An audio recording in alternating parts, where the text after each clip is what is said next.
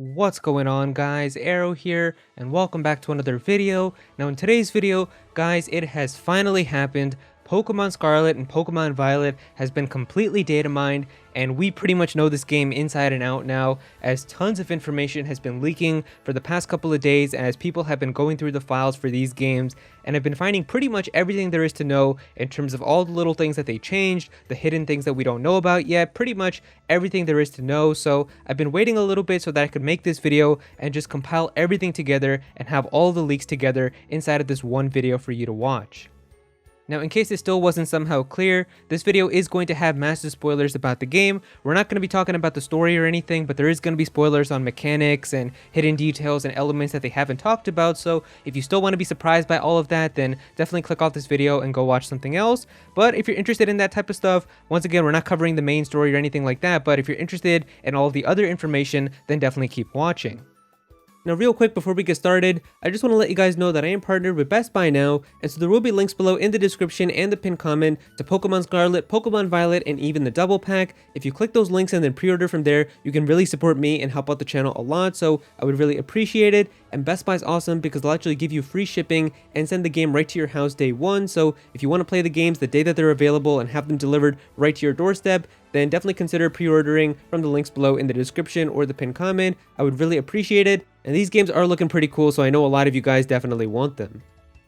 Alright, so the first thing that we've got here is a full image of every single brand new Pokemon that's going to be inside of Pokemon Scarlet and Violet. Now, this image is going to be blurred in the video because I don't want to get this video taken down by Nintendo, and it seems like from people that I've talked to that Nintendo is now going after people who are posting pictures of the leaked Pokemon and stuff. Even some of my videos got taken down, so instead I'm just going to show you this blurred image. However, if you do want to see the actual image, it will be linked below in the description, and of course if you're in my Discord, you can join the Pokemon Leaks channel and have everything compiled there too. But yeah, I can't really show it in the video for you guys, but you can just scroll right below in the description and click and see the whole image from there.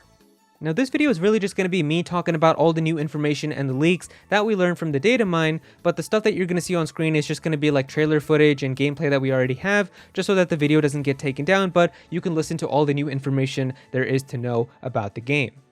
Alright, so moving into the leaks, the first thing that we've got here is that the wild music is actually going to be dynamic, and there isn't like a specific wild battle theme. So this is something that's pretty interesting because, like in Pokemon Legends Arceus, for example, there is a set wild battle theme. So every time you encounter a wild Pokemon and you go into battle with it, you hear the same music theme every time. The interesting thing about Pokemon Scarlet and Violet is that it's actually going to blend in the area theme from the area that you're currently in into the wild battle music for all the Pokemon that you encounter in the area. So every area is kind of going to have like a different remixed version of it, so that is something that's a little neat. Now, in terms of shiny Pokemon are no longer going to make a sound when you see them in the overworld. So like in Pokemon Legends Arceus, I remember like a lot of times people could just be exploring or doing something and you would just hear that brrrr-tink, and all of a sudden you would know that there would be like a shiny Pokemon somewhere nearby and you would start to go and look for it. It's not going to make a sound inside of these games. Like, you're going to see the Pokemon as a different color in the overworld, but there's not going to be any indication with the sound. So you're just going to have a good eye and kind of notice it. So in that sense, it is a little bit different from Pokemon Legends. Now, this one, in my opinion, is probably the worst change in the entire game, and that's that they've removed the set mode from the options in terms of how you send out your Pokemon. So pretty much in all Pokemon games, there's always two modes, being switch mode and set mode, and the game is set to switch at default, which is basically like when the opponent is going to send in a Pokemon, it tells you like, oh, the Pokemon trainer is going to send in this, do you want to switch out your Pokemon? And it lets you switch out your Pokemon before they send out their next Pokemon. And I always personally felt that this made the game extremely easy for no reason. Like, they could just say like, rival is going to send in Blastoise, do you still want to keep in your Charizard? And it's like, obviously no. So you would get like a free switch in into a grass type before the Blastoise even comes out. So I would always go into the settings right when I start a Pokemon game and change this from switch to set, which basically keeps your Pokemon in and they send out the counter first. So you basically have to give up a turn by switching out your Pokemon for your counter while they get a free attack. And I don't know, I just felt like it added a little bit of difficulty and I always enjoyed it, but you can't do that inside of these games because they don't have that mode at all. You pretty much just have it always set to switch mode, and that's pretty much it. So you can't go and like have that mode enabled. So every time the opponent, if you're battling like a trainer or a gym leader, it's going to say like, you know, gym leader is going to send in this Pokemon, do you want to switch out? And obviously you can just press B and still stay in, but it sucks that that option is just completely removed from the game. And even if you're playing in terms of like Nuzlocks and stuff, I know that that's a requirement for like a Nuzlocke rule. You're not going to be able to do that because that option just doesn't exist. Now, as we've seen inside of trailers, there's a new currency called LP, which stands for League Points, and you're actually going to be able to use this in terms of Pokemarts too. So at Pokemarts, when you're buying like potions and Pokeballs and stuff, you can pay with Poke Dollars that you've gotten from just beating trainers and stuff inside of the game, but you can also pay with LP, so it's basically like there's two different types of currency now inside of the games.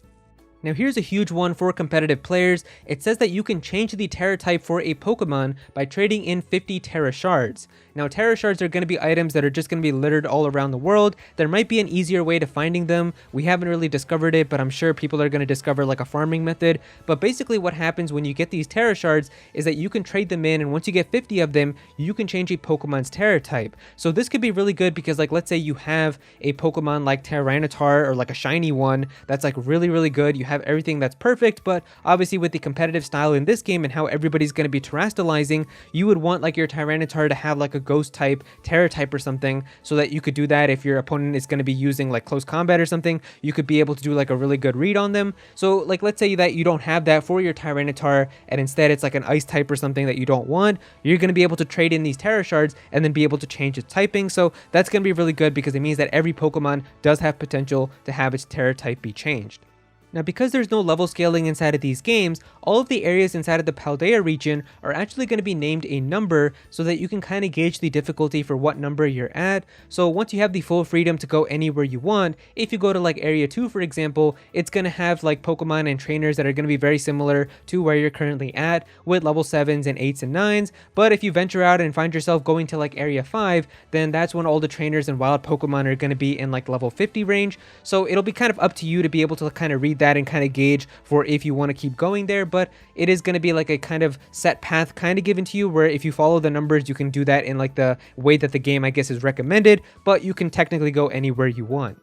Now, there are a ton of nerfs and buffs that they've done to moves and Pokemon stats and abilities and a lot of other stuff inside of the balancing with this generation, and it would honestly take me forever to kind of go through every single one of them, but I am going to talk about a couple of the big ones that I found inside of this video.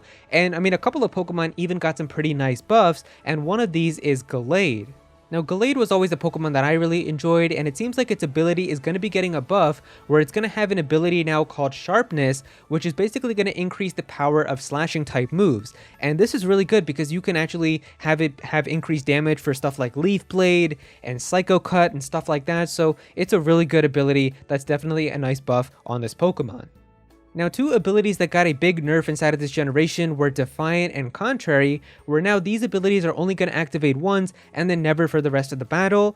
And it really kind of sucks because I enjoyed these abilities a lot, and I didn't even feel like that they were super overused or like insanely broken, that they needed a nerf like this. Like, Contrary was always a really fun ability for me because it made all of these stat changes that happen for the Pokemon be inversed. So like if a stat was supposed to go down, it would actually go up, and on a Pokemon I think like Malamar is when it was really fun to use it because you could teach it the move Superpower, and then every time you use Superpower, it would do a ton of damage, but then your attack and defense, instead of going down, they would go up because of the ability. So it would be like doing 120 physical damage with a fighting type move, and then also getting a bulk up on top of it, which was really fun to do. And then Superior also had Contrary with like Leaf Storm, where you could do like 140 special grass damage, and then all of a sudden, instead of having your special attack get harshly lowered, it would actually sharply go up. So it would be like doing a nasty plot by doing 150 grass damage. But these Pokemon were never like super used a lot anyway, so I always thought that they were just really fun to use, but I didn't really think that these abilities were super broken. But now you're basically only going to be able to get the boost once, and then it's never going to be able to happen again, which does really kind of suck. Zacian and Zamazenta, the Sword and Shield legendaries, were also really broken inside of the Generation 8 competitive, and both of these Pokemon have also had their stats lowered now, so they're both going to be getting a -20 to their totals in order to balance them. It seems like Hail has been removed as a weather inside of this generation, but instead Ice-type Pokemon are now going to get a new weather called Snow, and Snow isn't going to damage like non-Ice-type Pokemon anymore like Hail used to, but it says here the effects of Snow are going to increase the defenses for all Ice-type Pokemon for 5 turns, so I'm guessing this means like physical and special defenses. So basically, if you send in an Ice-type Pokemon in the Snow weather, it's going to be like having Reflect and Light Screen up at the same time for that Pokemon, so it does seem like it's going to be a pretty big boost. And I mean, Ice-type Pokemon definitely needed this. Like, they were some of the weakest typings in terms of Pokemon in general. So this will be a pretty nice change to see if it actually changes up the competitive scene. The 20-minute online timer from Pokemon Sword and Shield is unfortunately back inside of this generation. This was a change that a lot of people didn't like in terms of single battles because you never had enough time to be able to do an entire 6v6 battle, so 20 minutes is just too less time when you count in all of the animations and everything that happens. So a lot of people just really wanted to have like a longer timer if you wanted to battle against friends and stuff, but unfortunately it looks like you're not going to be able to do that. The really broken ability Protean has also been nerfed now, where it seems like it's only going to activate once when you send it out into battle. So Protean was an ability that Greninja got, as well as like different versions of it like Libero, which was the hidden ability for Cinderace. And so this ability made it so that whenever you were about to attack, it would change your Pokemon's typing to that typing and give you a free stab bonus on top of the damage that you were going to do. So like it would be really cool because you could have a Greninja and all of a sudden it would change into a bug type before it used U-turn. It would change into an ice type if it used Ice Beam. It would change into a fighting type if you use Mat Block. It was just a really kind of broken ability to have. So it seems like now the type change is only going to happen once, which is a really big nerf on this ability. It looks like all massive healing moves are also going to be nerfed now, where they're only going to have 5 PP. So I think moves like Roost and Recover used to have 10 PP, which used to be even higher in past generations, but now basically they're making it so that you can only use them 5 times, and I guess if you use the PP max, you can get it up to an amount of 8 times. It looks like they're just reducing it so a lot of people can't use like really stally teams anymore, as a lot of people used to do that where they would just send out like a really bulky Pokemon and then use Toxic and then just spam Recover and Protect a lot until you died. So it seems like they really kind of want to lower the stalling inside of this generation. It looks like Paradox, Suicune, and Virizion are hinted inside of the game as well, and so a lot of people were talking about how those were going to be DLC leading up to the game's launch, and it seems like that is in fact going to be the case, and we even see a hint here for the third legendary Pokemon. So unfortunately there is no third legendary inside of this game's Pokedex, and it seems like all of that is going to be saved for DLC, so more than likely we are definitely going to be getting DLC next year for these games. And it seems like from a lot of what people are saying in terms of the data mining stuff, the DLC seems to be pretty substantial in terms of what we could be getting. So maybe, like, I'm not gonna say for sure, but like it would be insane if we got like an actual kind of mini region again, or like you could visit a past region. Probably really unlikely because they would have to create that in an entire open world setting again, but just having massive huge areas again to explore in terms of DLC would also be really nice. Now, in terms of disguising Pokemon like Ditto and Zorua, these Pokemon are going to disguise themselves as other Pokemon nearby, so you're not actually going to just see a Ditto wandering around in the overworld. Instead, a Ditto could be disguised as like a Meowth or something, and you're just going to have to initiate the battle in order to find it. So there is probably going to be a guide that I'll have on how you can get Ditto, but it is interesting how that's going to be a cool way of finding them.